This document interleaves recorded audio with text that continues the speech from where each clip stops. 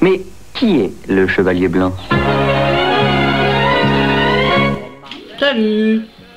Bon, jusque-là, nous nous sommes attaqués aux gardes assez simples à deviner, mais les restantes, la seconde garde, la bâtarde et la faucon de seconde, m'ont posé de vrais problèmes. J'ai cru à de nombreuses reprises que je devrais me résoudre à ne jamais vraiment bien les comprendre.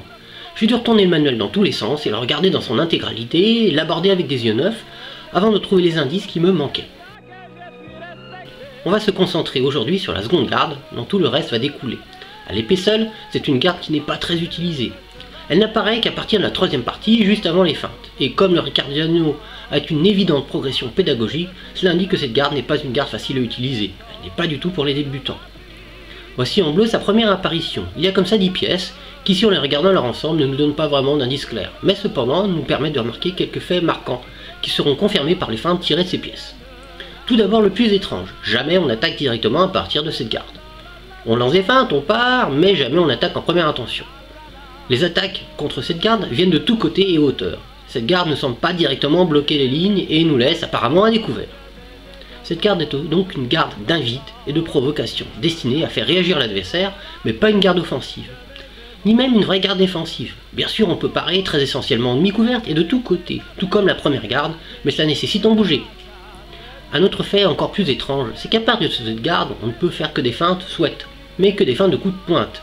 Invocade, estocade ou pointe libre, d'accord, mais absolument aucun coup de tranchant. Il est aisé d'imaginer une garde à partir de laquelle on n'ait pas envie de faire des stocks, parce que la pointe est totalement à l'opposé de l'adversaire. Mais en revanche, quelle garde mystérieuse pouvait rendre les coups de taille pas rentables? Ensuite, on se rend compte qu'on est indifféremment de pied droit ou de pied gauche, mais que, enfin quelque chose de sûr, on est toujours de pied large.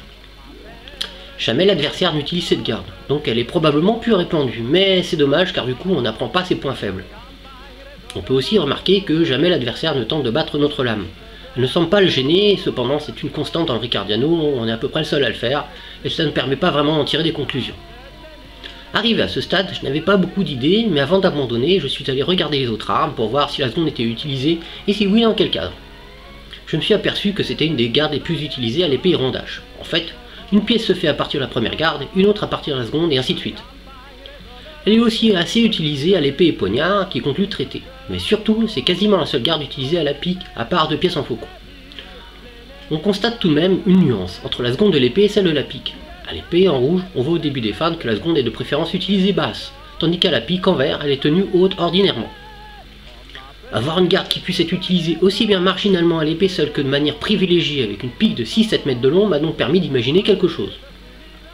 Donc de pied large, indifféremment, le pied droit ou le pied gauche devant, la main droite bien reculée derrière le corps, pour manipuler avec aise la lourde et encombrante pique, avec l'arme probablement bien collée contre le corps aussi. Ceci parce qu'étant ainsi positionné, les coups de taille à l'épée ne sont vraiment pas pratiques à donner, contrairement à d'autres positions en retrait.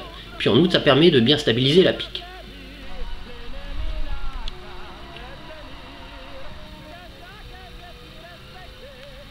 Ainsi, en effet, on se retrouve dans une parfaite garde invite, permettant très aisément de donner de petits coups de pointe destinés à feinter.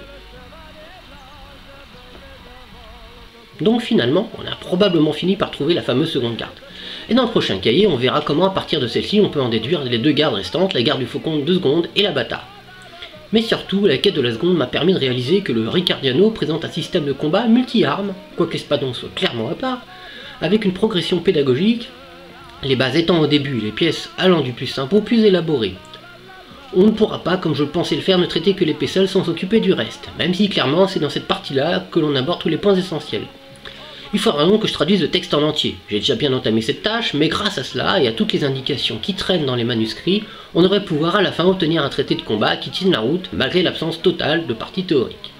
Bon allez, à plus!